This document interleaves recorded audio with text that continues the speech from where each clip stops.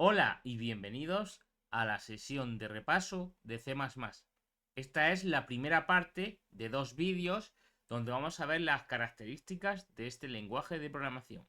Espero que lo disfrutéis.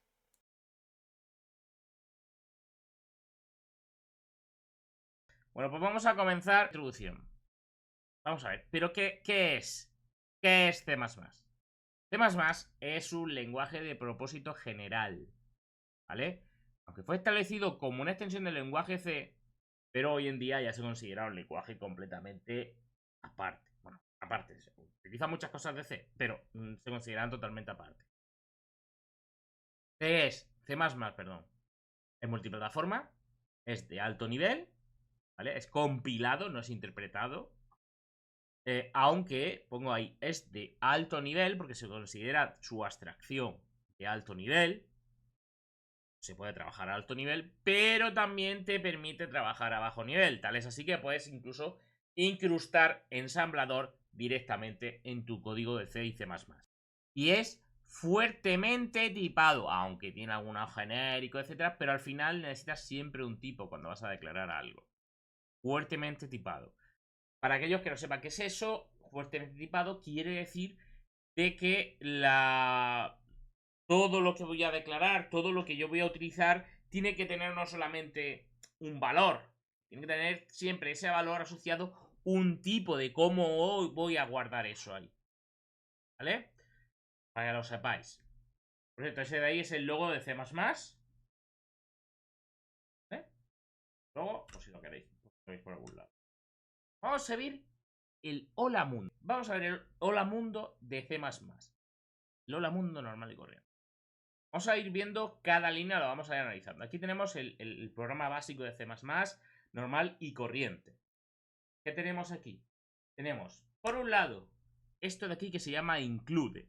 Include es para insertar, incrustar código externo de otro fichero o de una librería. En este caso correspondería a la parte, bueno, los ficheros, vamos a llamarlo, la parte comúnmente de IOStream. ¿Vale? Es toda la parte de entrada-salida de la librería estándar de C++.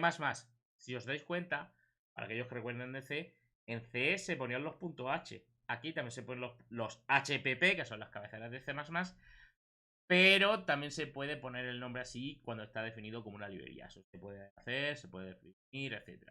Ahora mismo no vamos a entrar en este detalle. Ya lo haremos después, cuando hablemos otra vez de nuevo, los incluye para que lo veáis.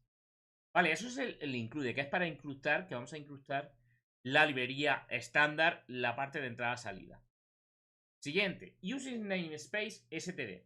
Eso de ahí es un espacio de nombre. Lo veremos más al final, en detalle. Pero básicamente un espacio de nombres es como un conjunto, ¿vale? Dentro de una librería o dentro de una serie de librería o grupo de clases, un conjunto de elementos para agruparlos. Vale. Ahí estamos diciendo que voy a usar el STD, el estándar. Main. Al igual que otros tantos lenguajes, la función main es la función principal y es por donde se empieza a ejecutar casi siempre. ¿Vale? Esto de aquí, como podréis ver, es el hello world, es el cuerpo de una función, es el cuerpo del main, es donde están las instrucciones. Estas dos líneas forman parte del cuerpo porque están entre las llaves, el de la apertura y la de cierre. Y por otro lado, entonces, ¿qué hace cada una de esas instrucciones? El cout es una instrucción, ¿vale? Sirve para hacer un flujo de salida. El cout es para mostrar por pantalla, por defecto. Y se muestra en la cadena que hay en la parte derecha, en este caso el hello world. También importante, os habéis dado cuenta de que hay varias instrucciones que acaban en punto y coma. Esas instrucciones lo que nos permite, o sea, toda instrucción en C++ debe acabar en punto y coma. Siempre que no sea una apertura o cierre de bloque, como podéis ver con el main. Y por último, este return 0. Los return es para devolver, ¿vale? Como decir que se ha acabado la función y devolver un dato o devolver el control de esta función main a quien lo haya llamado. En este caso normalmente sería el sistema operativo, etc. Cuando estamos creando distintas funciones, pues sería la función que ha llamado a esta.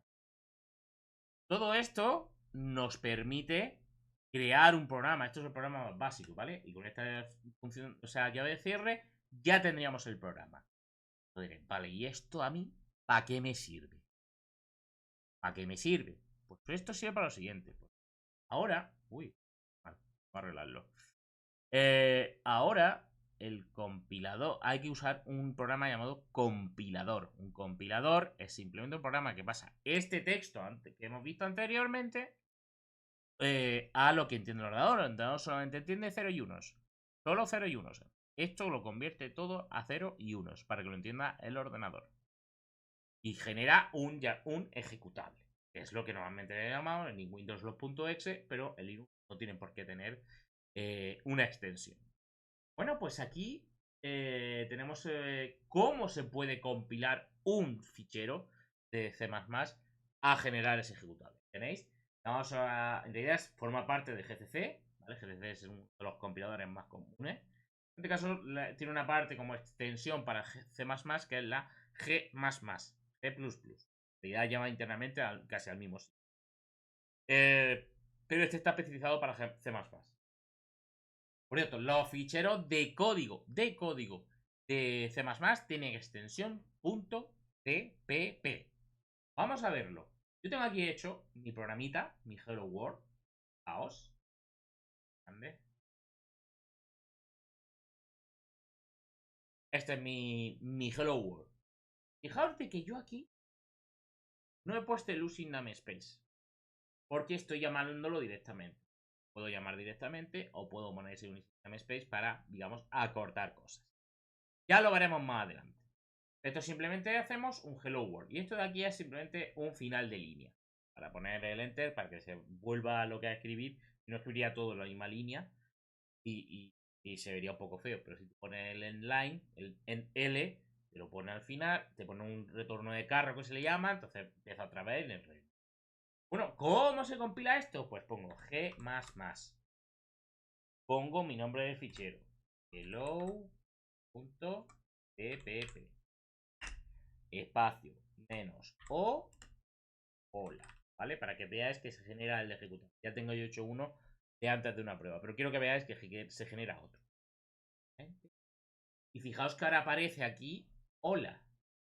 Yo hago ./hola y dice hello world. ¿Sí? Eso lo que quiere decir es que el programa se ha compilado, se ha generado ejecutable y se ha mostrado ejecutable.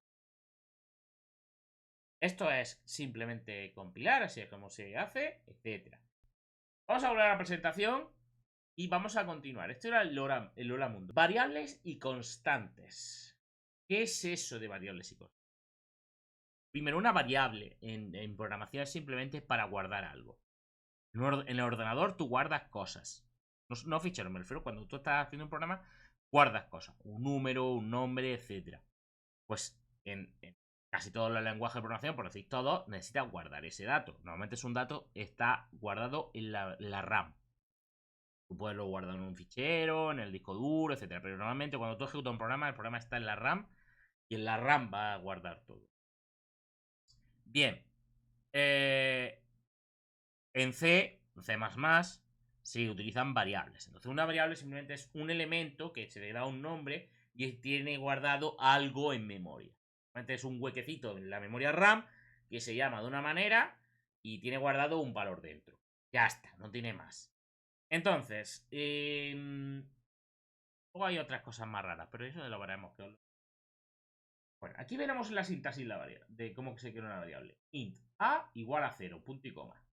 Vale, vamos a analizarlo. ¿Eso qué es? Primero, el tipo de dato. El tipo de la variable. C++ es fuertemente tipado.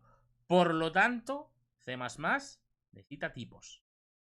Bien, el tipo es int. Ahora vemos qué es eso de int. Nombre de la variable. Hay que darle un nombre al niño. Le da el nombre. ¿Vale? Inicialización. Esto en realidad es opcional, pero se puede hacer. Ponemos igual a un valor. Para decir esto va a tener un valor ya puesto. Y, bueno, aquí lo que decía, todas las instrucciones de C++, excepto define y bloque, acaban en punto y coma. Acaban en punto y coma. ¿Qué es eso de los tipos de datos? Los tipos de datos son cómo va a ser el dato que yo voy a guardar. También depende del dato. El dato ocupa más en memoria o menos en memoria.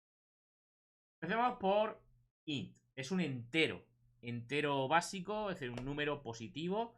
Bueno, positivo y negativo, pero sin decimales. En este caso, quiero recordar que los enteros por defecto son de 32 bits. Sí, creo que son de 32 bits. Long es un entero largo. Los enteros de 32 bits tienen, como su propio nombre indica, 32 bits de longitud. Solo me pueden almacenar 2 elevado a 32 números. Mucho, pero puede ocurrir. Esos son 65.535 números. Pero claro, decimos, son decimales, entonces son la mitad. Es la mitad menos 1 más otra mitad. ¿Por qué el menos 1? Porque está el 0. Es desde el 0 hasta menos 2 elevado a 16. 2 elevado a 32 por 2. Hasta, y desde el 0 hasta 2 elevado a 32 entre 2. No me cuánto. Bueno, pues eso es eso. Un entero largo es simplemente un número entero de 64 bits, si no recuerdo mal, en la arquitectura actual. También depende de la arquitectura del ordenador, que lo hablaremos otro día. Un char es un carácter, una sola letra, uno solo. Pues una letra, un número, pero en texto, y un símbolo de puntuación u otros caracteres especiales. Float o float es un número decimal simple, en el caso de 32, y doble o double es un número decimal doble. Lo mismo, 32 y 64. Y este sí tiene decimales. Y dependiendo de si es float o doble, también cambia lo que es el número de decimales que puede almacenar. Vale. Por último, este sí es específico de C++, los anteriores estaban en C. Pero se solían más o menos... se solía implementar más o menos. Porque no existía el boolean como tal. No existe en C. C trabaja con las condiciones 0 o distinto de 0. Pero en C++ sí se introdujo este tipo de datos. En C, muchas librerías se implementa, en realidad lo que hace es una especie de pequeña implementación muy sencillita, que el false es 0 y lo demás es distinto. Pero que sepáis que el bool ya está dentro de lo que es C++. No recuerdo mal. Y por otro lado, si yo quiero que una variable no pueda cambiarse su valor, se utiliza el llamado const. Const de constante. No podrás cambiar su valor una vez que le das el valor cuando lo inicializas. No puedes. Otra cosa es que tú guardes ahí como una estructura o un objeto y el valor del objeto, de lo que guarda dentro, sí puedas cambiarlo. Que es distinto. Veremos más adelante. Vamos con los operadores. Voy a ir rápido porque esto no quiero yo tampoco.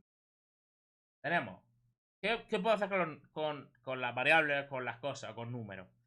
Bueno, puedo hacer operaciones matemáticas. La suma, resta, producto, cociente y módulo. Esto del módulo. El resto de dividir un número entre otro. Esto, por ejemplo, puede ser muy útil para saber si un número es divisible por otro.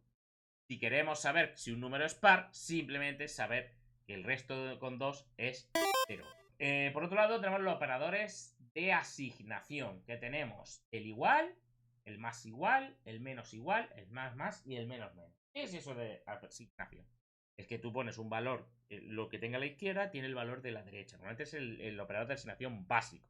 Pero hay algunos especiales, como puede ser el más igual, que es a lo que tengas a la izquierda, le sumas el valor que te aparece a la derecha, lo guardas dentro de la variable de la izquierda.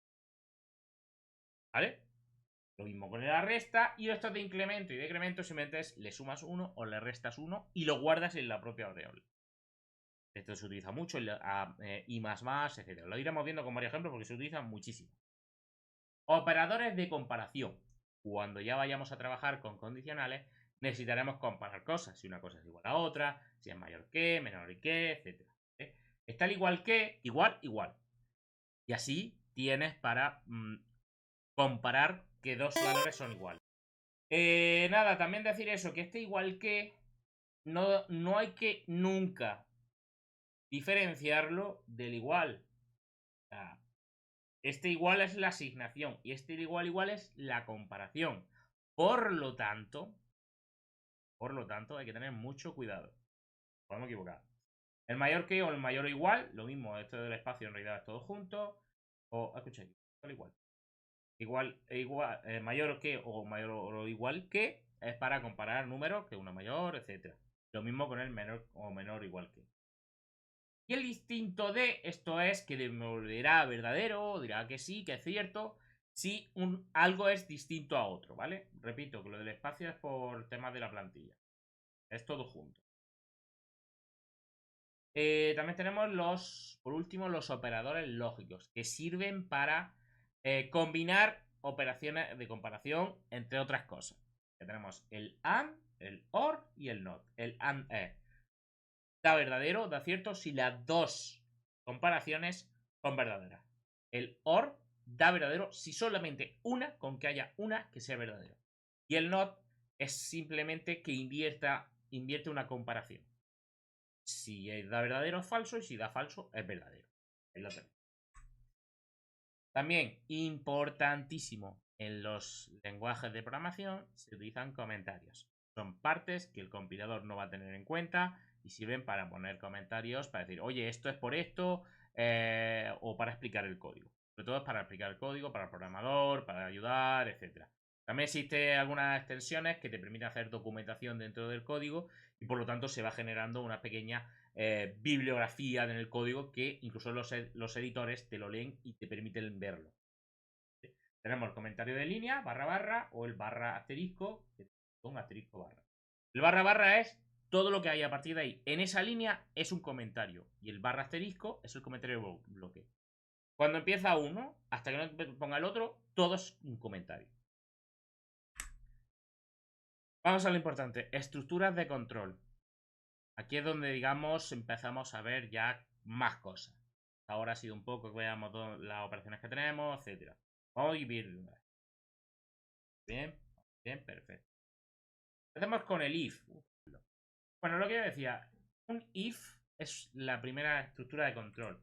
Aquí decíamos que existe estructura de control condicionales y las estructuras de control repetitivas. Vamos a ver primero las condicionales y después vemos las repetitivas. Tenemos las que hay dentro de lo que es C++, pero vamos a centrarnos en ir viendo cada una de ellas en detalle. Vamos por el if. El if es una estructura de control que simplemente te permite hacer unas instrucciones si se cumple una condición. En caso contrario, no se realizará. ¿Vale? Aquí tengo, por ejemplo, estoy usando aquí la librería Mermaid. Aunque, claro, haber cambiado al modo oscuro no me lo está haciendo bien. Bueno, ya lo arreglaré. Tenemos inicio. ¿Vale? Esto es un diagrama de flujo, porque creo que veáis aquí el código, pero que veáis un poco cómo se plasmaría o ver la lógica. Bueno, aquí tenemos un código simplemente es si A es mayor que 18, B++. Aquí solamente mostraría B. Ya está. Pero si A no es mayor que 18, solamente se muestra B y no se suma ese 1. O sea, el if solamente se ejecuta si lo que hay entre los paréntesis está aquí. Esta condición es verdadera. Si no, no. ¿Vale? Entonces aquí tenemos un diagrama de flujo. Lo que dice es, si es mayor que 18, ocurre, hace un B++. Caso contrario, que muestres el contenido. Ambos van a llegar al mismo sitio, pero uno se va a ejecutar una instrucción y otro no. Eso es el if simple. Luego tenemos el if else. Es, digamos, hay gente que lo agrupa los dos, pero yo prefiero como separarlos para que veamos un poco cómo funciona. El if else es el más allá, es un poco más allá.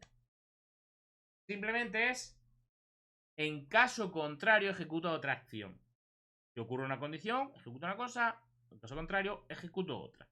Entonces tenemos aquí, si A es mayor que 18, B++. En caso contrario, B menos y hago un cout. Aquí tengo un diagrama de flujo para que lo veáis, que tenemos, si A es mayor que 18, sí, hago esta. Si no, hago esta. Pero al final los dos acaban en la misma instrucción, de nuevo. Bien. Esto es muy parecido al anterior, pero ahora viene el cambio. Ahora viene el switch case. Esto es que en función de un valor hago una serie de instrucciones. Vamos a verlo paso a paso. Aquí tengo el código entero. Switch A. Aquí pongo comentarios para no hacer muy grande el código, pero simplemente que veáis qué es lo que hace cada uno. Switch A, case 1, case 2, break. ¿Qué es esto? Vamos a verlo poco a poco. Switch A. Lo que hace switch es el valor de A. Dependiendo del valor de A, hacemos vale 1, eso, case 1, vale 1, pues entonces hago las instrucciones del caso 1. ¿Vale? Todo lo que esté desde el 2 puntos hasta esto que pone break. ¿Vale? Entonces, cuidado, esto del break es importante, lo dejo aquí también escrito, que lo que nos dice es de que si no está el break, va a seguir ejecutando, pero el break lo que hace es que se sale. Sale del switch y ya termina. Ya está. Porque ya ha entrado en una acción. Vale. Si es el caso 2, lo mismo. Y ejecuta estas instrucciones, llega hasta el break y fuera. Y luego hay otra, es en caso de que sea cualquier otra cosa, hace las instrucciones por defecto. ¿Vale? El default. Ahí tenéis también el diagrama de flujo que más o menos concuerda con lo que estamos viendo. Lo dejo para que lo podáis ver. Vale, estas eran las instrucciones, ¿vale? La estructura de control condicionales. Ahora vienen las repetitivas, que son muy parecidas, pero lo que permite es repetir acciones dependiendo de una serie de condiciones. Vamos con la primera de ellas. La primera de ellas es un do while. Este do while es una repetitiva que ejecuta al menos una vez. El do while que nos permite hacer la primera estructura de repetitiva. La estructura repetitiva que tiene que se va a ejecutar al menos una vez. Una vez al menos. ¿Por qué? Porque hacemos esto. Fijaos en el código. A vale 0. O muy bien. Bueno, aquí estábamos viendo si A vale 0. Hacemos el do A menos menos while A mayor que 0. Ojo, cuidado. ¿Qué pasa aquí? Y tenemos que A sea mayor que 0. Y aquí tenemos que A dice A vale 0. Entonces A menos menos, o sea, A valdría menos 1, A mayor que 0. ¿Volvería a ejecutarse? Esto no se va a ejecutar más que una única vez porque no puede volver. A nunca va a ser mayor que 0. Por lo tanto, te va a dar ese. Solo se ejecutará una sola vez. Pero el while es al contrario. El while se comprueba antes de entrar al bucle. Por lo tanto, esto va a ejecutar solamente una vez porque A vale 0 y dice aquí A mayor o igual que 0. Sí. Lo ejecuta una vez. Vuelve a ejecutar. A es mayor o igual que 0. Sí. Vuelve a ejecutar. ¿A es mayor o igual que 0? Sí. Sí. Sí. Y sí. Y sí. Sí. Sí. Sí. Sí. Eso se llama bucle infinito. Y es por lo que puede daros problemas a vuestros programas. Así que mucho cuidado y comprobad siempre que las condiciones se paran. Os puede dar, vamos, que os peta el programa y a tomar por saco. ¿Vale? Para que lo tengáis en cuenta. Aquí os dejo siempre el diagramita. Vamos con la última estructura de control repetitiva. Vamos al for. ¿Para qué sirve el for? El for es para, normalmente es cuando ya sabemos que va a ser un número concreto de veces lo que se va a repetir. Entonces te permite controlar esa repetición. Tiene como varias partes. Digas cómo va. Tenemos la inicialización, la condición y el paso. Lo que hace es, desde que i vale 0, al principio i le da el valor 0, mientras que i sea menor que 10, hacemos que i más más. En cada iteración, antes de volver a ejecutarse, ejecuta lo que hay aquí. Y más más. Y más más. Y más más. Así hasta 10 veces. Porque desde 0 hasta menor que 10. Ya sea 10, ya sale porque no es menor o igual. Serían 10 veces. Bueno, pues esta es la estructura de control repetitiva, el for. Vale. Entonces, tenemos los arrays. ¿Para qué sirve esto de los arrays? Lo que sirve es para lo siguiente. Habéis visto que tenemos variables. Las variables, creas una, luego creas otra, pero si necesitas 50 variables, te pones a escribir 50 números, A, B, C, D, y ya llega un momento que ya no tienes letras y sigues poniendo letras y sigues poniendo letras, pero si son 1000, si son 2000, no te vas a poner a escribir las 1000 variables. Hombre, si quieres hacerlo tú mismo. Lo que se hacen es usar los arrays o ya cada vez se usa menos, pero lo digo porque si encontráis alguna biografía, sobre todo por la parte de Latinoamérica, se usa mucho esa acepción, que es los arreglos. Aquí ya raro es que se use, pero yo todavía he visto alguna bibliografía que lo menciona así. Lo sepáis simple. Y también como sé que puede haber gente de Latinoamérica, por si suena más así, tampoco pasa nada. Los arrays simplemente son un conjunto de datos que están ordenados, entre comillas, por un índice. ¿Vale? Cada elemento de ese array, cada elemento, que sería como una variable, está en una posición que está ordenada por un índice. Y ese índice empieza en 0 en C++. En otros lenguajes puede empezar en otro índice, pero aquí empieza en 0. Vale. Entonces, aquí tenemos, por ejemplo, cómo se inicializa un array. A de 4, porque ahí se aparece con las dos corchetes, es igual a, y aquí entre las llaves, la inicialización. Esto de los corchetes es importantísimo porque realmente o el tamaño o el índice como se utiliza. Por ejemplo, para leer una posición tenemos el cout aquí y tal y hace A de 0. ¿Vale? Esto que aparece aquí entre los paréntesis es el índice. El Lua empieza en el 1, en Basic o en Visual Basic empieza en 1 también, correcto. Eso lo tenemos que tener en cuenta. Y esto de aquí es el índice. Aquí dice que la posición 0, es decir, la primera posición, si miramos aquí arriba, la primera posición es la escritura. Es simplemente lo mismo, pero que está a la izquierda de una asignación. Vamos. A de 0 igual a 3. ¿Vale? Simplemente que en la posición 0 ahora vale 3. Si yo hago de nuevo el cout, eso ahora me va a devolver o sea, va a demostrar 3. He puesto esa escritura. Vamos a ver un poco algunas cositas que se suelen utilizar mucho. Aquí, por ejemplo, para recorrer un array. Para recorrer un array puede usarse una estructura repetitiva, por ejemplo un for. Y este for simplemente tenemos que va recorriéndolo, pero usamos el propio i, la propia i del for, como un índice. De esta forma lo que va haciendo es que va recorriéndolo desde la posición 0 hasta i menos que 10. ¡Cuidado! ¿Qué pasa si me salgo del array? Te da un petardazo. Da un error. Llamado core dumper, etcétera, ¿vale? O violación de segmento, que se llama. También aparece ese error. Lo digo por si lo usáis desde temas Unix y cosas así.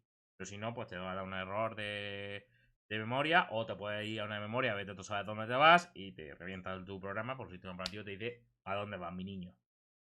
Entonces, por eso, esto de aquí hay que tener mucho cuidado.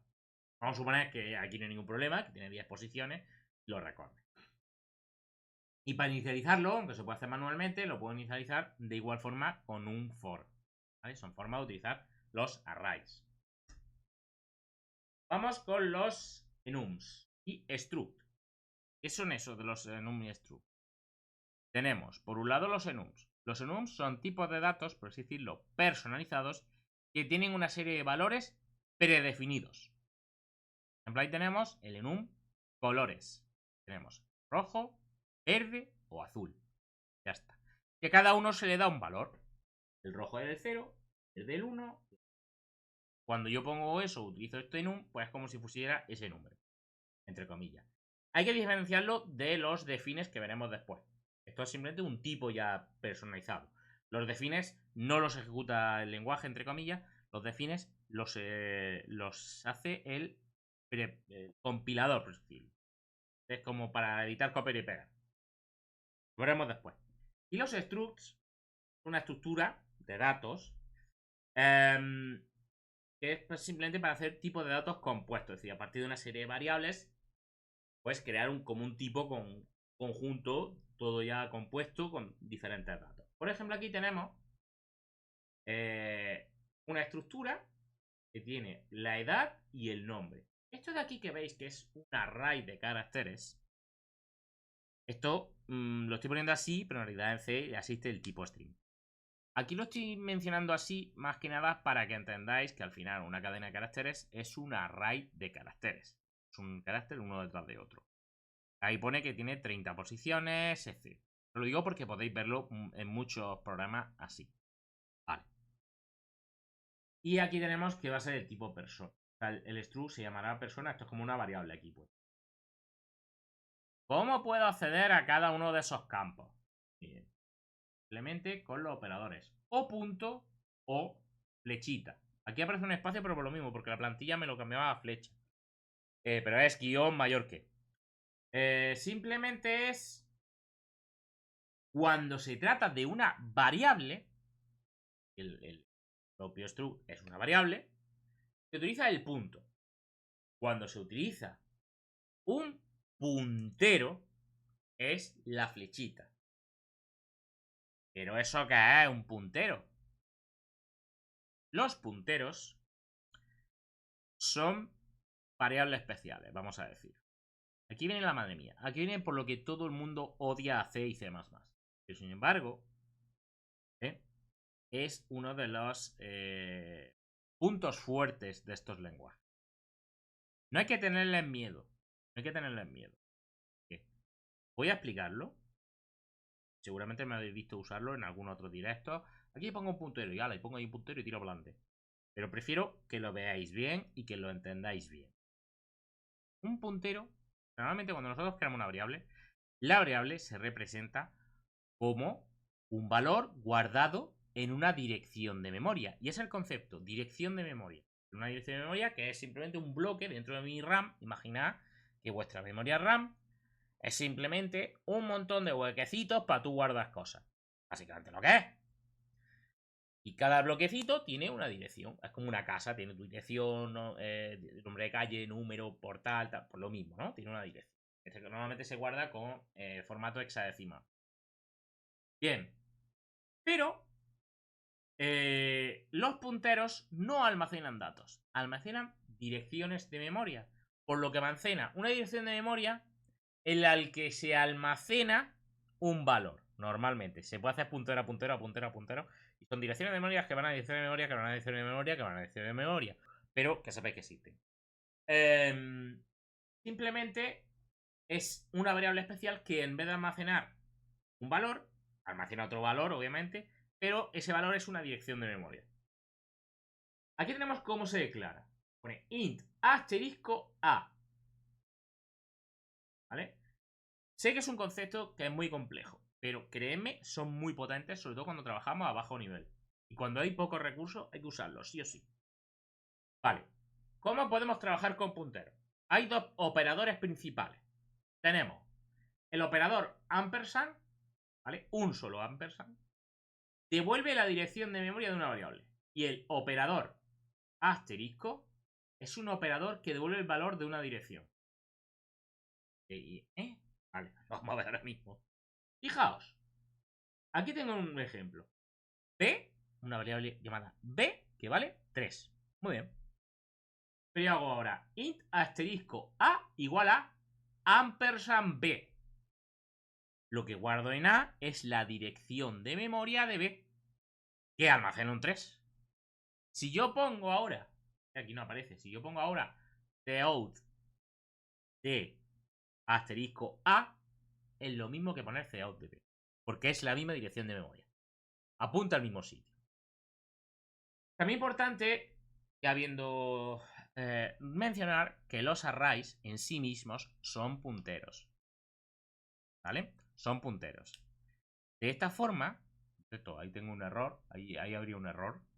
Ahora os lo indicaré, es lo de que me salgo del array. Ahí me estaría saliendo del array, pero no pasa nada. Vamos a suponer de que no es de 4, es de 10 posiciones. El nombre de un array en sí mismo es un puntero. El nombre.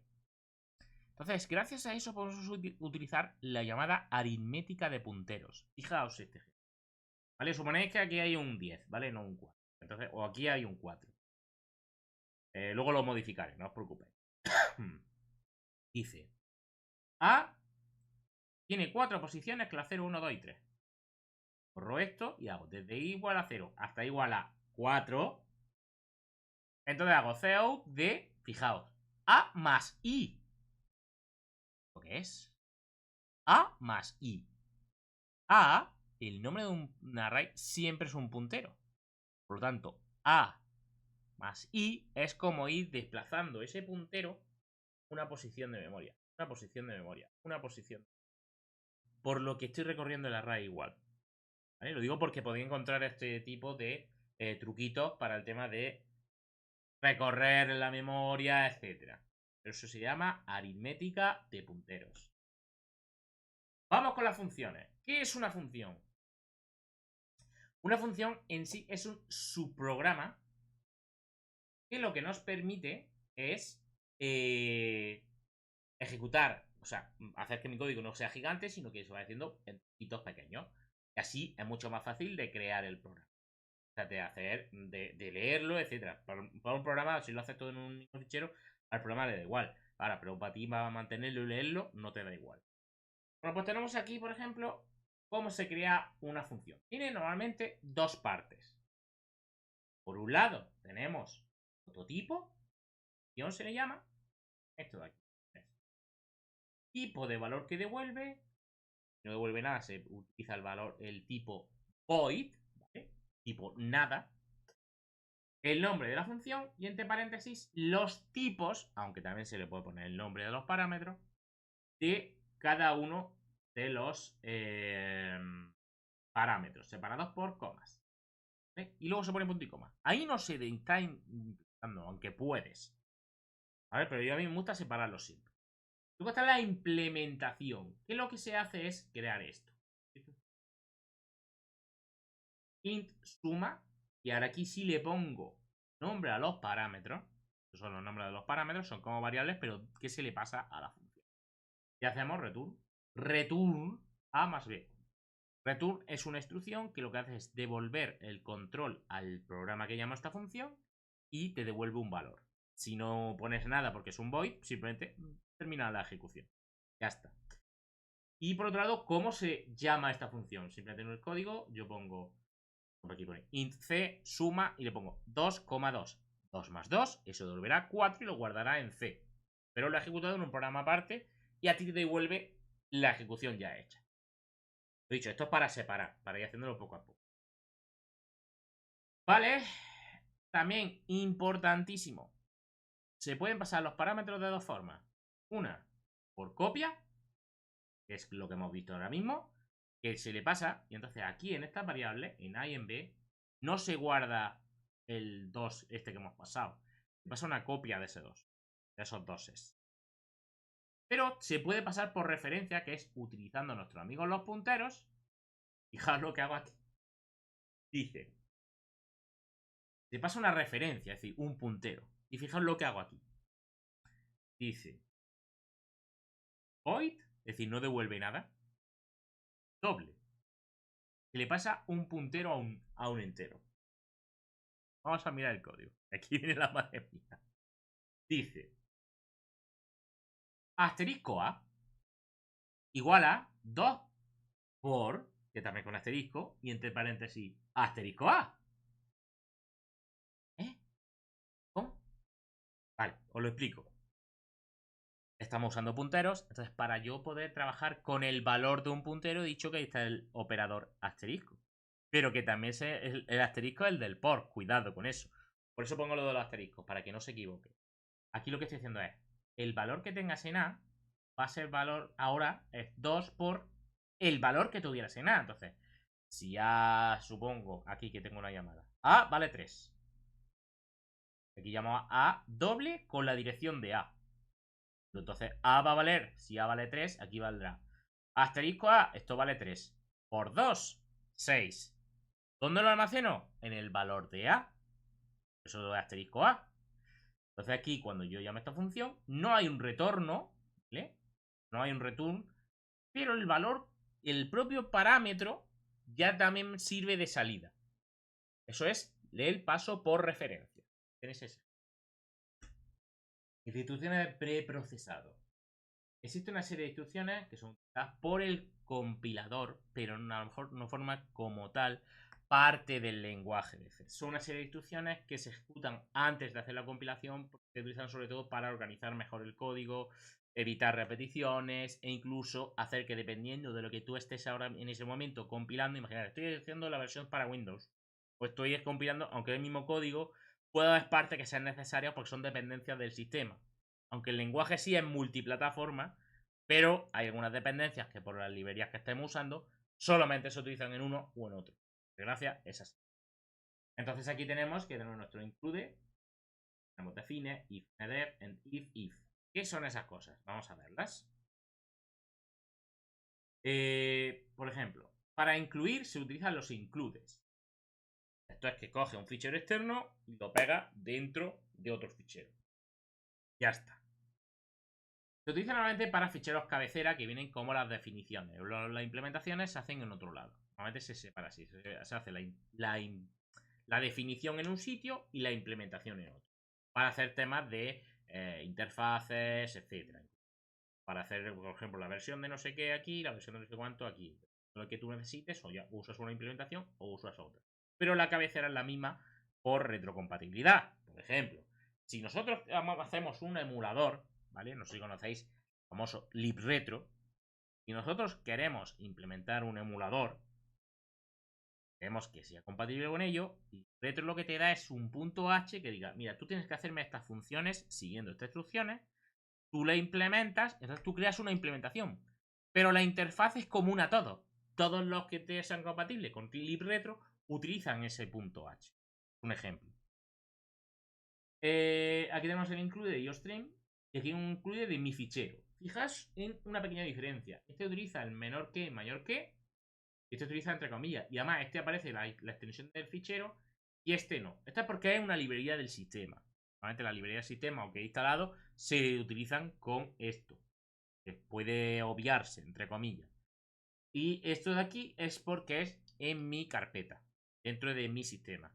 Y luego tú lo puedes configurar cuando llamas al compilador, decirle dónde están los .h, eso se incluye, que es con un -i, pero que sepas que puedo utilizar.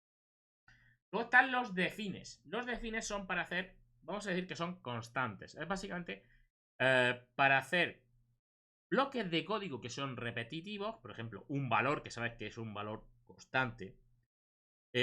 Simplemente hacerlo que no tengas que escribirlo siempre tú, sino en plan, tú generas este define y tú sabes que cuando tú pongas pi es 3.141592. Me lo he inventado. O sea, quiero decir, son las cifras iniciales, pero no voy a hacer las 100.000 primera cifra de C, digo, de pi.